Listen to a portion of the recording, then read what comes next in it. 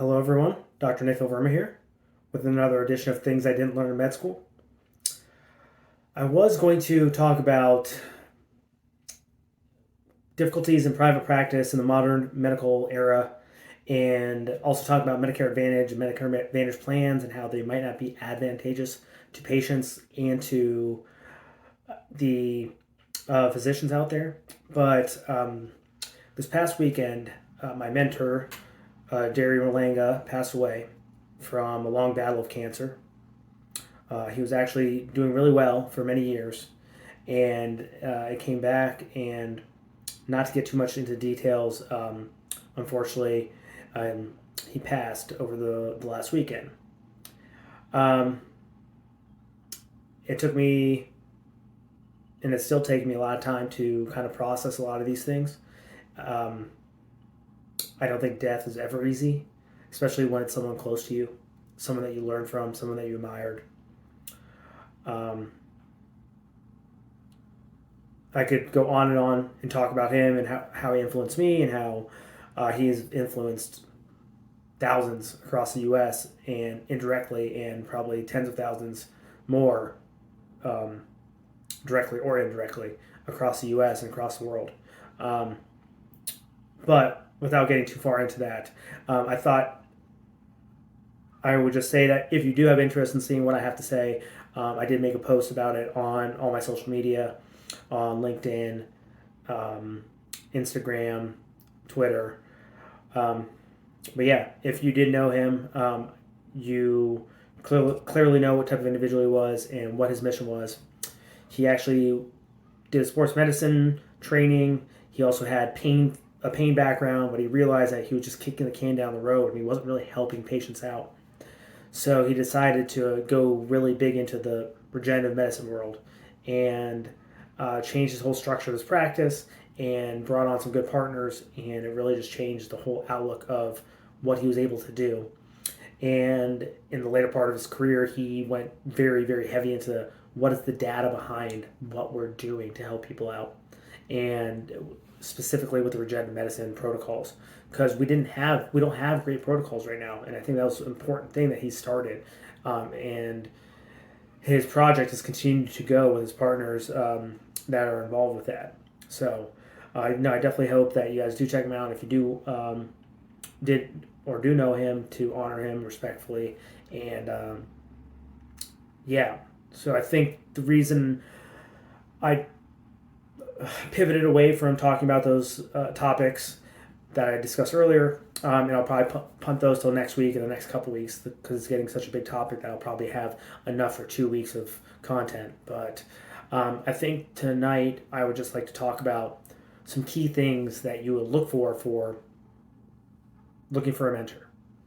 Um, Now, this is what worked for me and what I found has helped me, and how Dr. Malanga had become a mentor of mine, but also other mentors that I've had or do currently have in my career. Um, I think the first and foremost thing that you should realize is this shouldn't be something that's like set up. I think these set up mentorships are not always the best thing that can happen. Um, you don't know what the agenda of that mentor is. They might not know what your end goals are, and that doesn't mean that their agenda could be wrong. But like, if you guys don't line up, and you're not simpatico, and the content that you want to put out in the world, and how you want to help people, or even just the content of how you approach medicine, that could cause a lot of problems, and not friction, but it's like, why am I taking advice from someone that I don't necessarily agree with?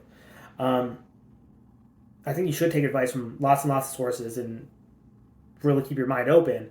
And I think those kind of mentorships have their time and place, but I don't think that's should be your primary mentorships or primary people you follow. I think the people you should follow should really be the individuals that you admire, the ones that you want to grow to be like. I can definitely see myself in that realm of Dr. Malanga, where I'm making that positive difference. I'm not just kicking the can down the road. And what we know now is, steroids are actually probably more detrimental to the joints in the long run.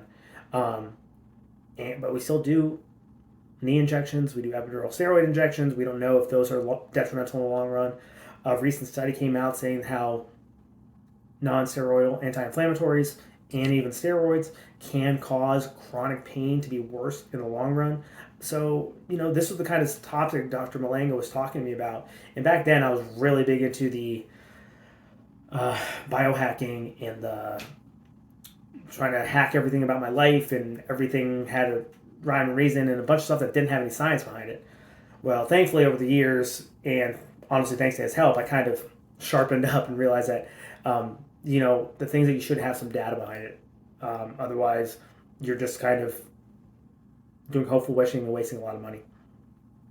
So, anyways, that's what the mentorship of, finding someone that you believe in what they're doing, and you can see yourself doing a similar concept or putting on that message or carrying on their torch. If you do develop that type of mentor-mentee relationship. So yeah, these forced mentorships, I can tell you, don't always work out. When I was starting my private practice, there's a medical device company who I'm not very fond of. We'll leave it at that. They tried to do this mentorship to fellows program. So I signed up. I'm like, oh, great. I'm going to learn from a private practice doctor. I'm going to get all these tips. Well, this guy was clearly all about the money. He didn't care about the patients. He said to me, oh, if you don't do chronic opioid management, you're never going to make it as a doctor. Oh, if you don't do pain pumps, you're never going to make it as a pain physician.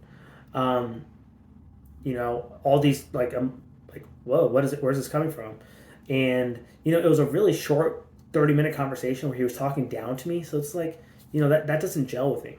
I called up the company that put this on. I was like, hey, that wasn't cool. And, you don't give him a second chance. He's a really, this world-renowned doctor and this and that. I was like, no, that's not someone I gel with. I'm not following his footsteps. I'm making my own path. So that's one thing I need you to realize. I was like, you need to find these mentors that believe in you. And it's funny because, my program director in my residency, my chairman, and my other physicians that, they thought fondly of me for the most part, I believe. They would congratulate me. They would back me up if, I was going through a hard time or something. And they would give me words of encouragement. But Dr. Malanga was one that was never had to give me words of encouragement. He was outside of my realm of a program director. But I remember when I was rotating with him that, he took me aside one day and he was like, hey, Nikhil, I just want to let you know that, I'm really pleased with how you write your notes and your attention to detail. I really appreciate that. And, we can work on your physical exam maneuver skills because, you might not know as well as, I would like you to, but, you do have this bright future. And, I'm summarizing or maybe glorifying it in my mind, but, I do remember him talking about my note writing skills and my attention to detail on these things. And then he also commented on how eager I was to learn and always listening. So a mentor that believes in you and says something about it, they don't want to be wrong. So that's going to be someone that's going to be a better mentorship in the long run. I can say one of my other mentors. I could talk on and on about this, but it seems like you're going on recurring theme where these program directors who are my other mentors, who I should give tributes to, and I will, as time goes on.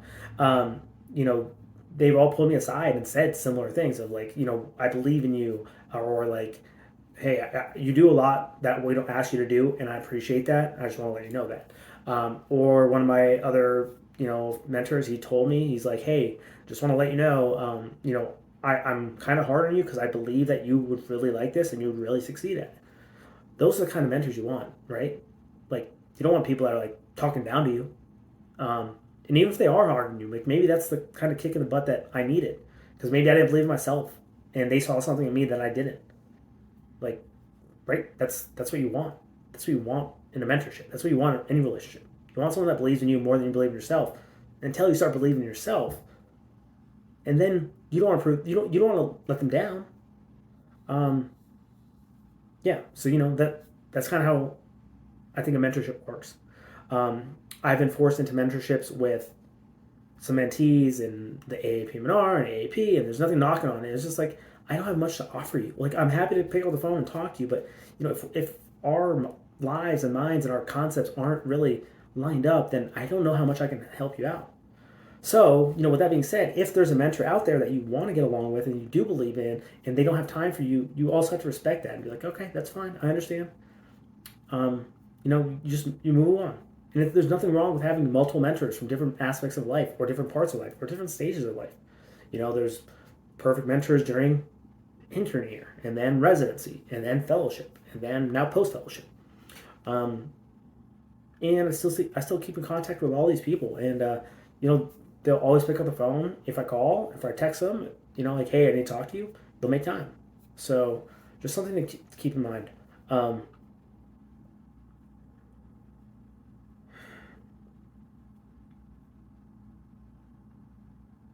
Some other things you want to look for, geolocation nowadays doesn't really matter, but you do want to be able to find these mentors at conferences and be able to talk to them and sit down with them. Dr. Malanga, and actually all my mentors, I always say, like, hey, do you mind if I come shadow the clinic in some time and just pick your brain and talk about some topics? And, without hesitation, all of them say yes. So you want to, have that kind of relationship where they would allow you.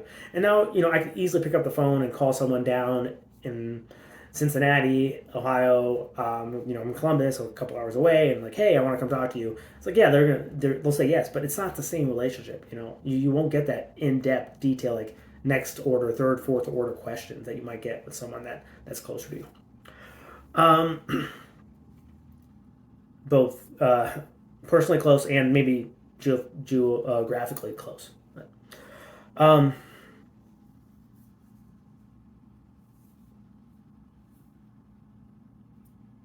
trying to think of if there's any other specific topics. I didn't really write much down about this. I kind of was just thinking about it over the week. It's obviously been a very long week of introspection of, what do I want to do with my career? Where do I want to go? I was looking forward to seeing Dr. Malanga at the Orthobiologic Institute conference next month in Hollywood, Florida. If any of you do go, please come find me. Let's talk. Let's link up. I was just gonna catch up with him, but unfortunately, that's not going to happen. But I've been having a lot of conversations with myself, mainly, about this. Of am I doing the right thing? Am I succeeding how I want to succeed? And I don't know if I can ever wear the shoes or carry the torch that Dr. Malanga did, and maybe I don't want to. But I think the important thing is I'm doing something that I love. And I really do want to help people, and I don't want to just put a band-aid on things. I want to find unique solutions for the problems that everyone else is ignoring. And I want to offer a lot of things that other places don't. And I think that's the advantage of being in private practice as well. I don't have to go to a board. I don't have to go to the staff meetings. I don't have to make a proposal and draw it up, and I don't have to wait 6 months to get it approved. It's, if I want to do something and it's within my medical practice scope, I think I'll just be able to go do it. So, the money doesn't always come, especially at the beginning, especially if you're trying things like that, but, that shouldn't be the point. The point should be to try to help people out and do something that's meaningful and make some change. I think I'll probably close with a couple comments about that. I saw Dr. Malanga was a deeply, deeply spiritual, religious man. At least spiritual. I don't know how religious he was or wasn't. I'm pretty sure he was, but I would always remember going into his office and he would have these books about spirituality and stuff, and always just reading passages in between patients. I know actually how much he adored not only his wife but his children. He would talk about them all the time.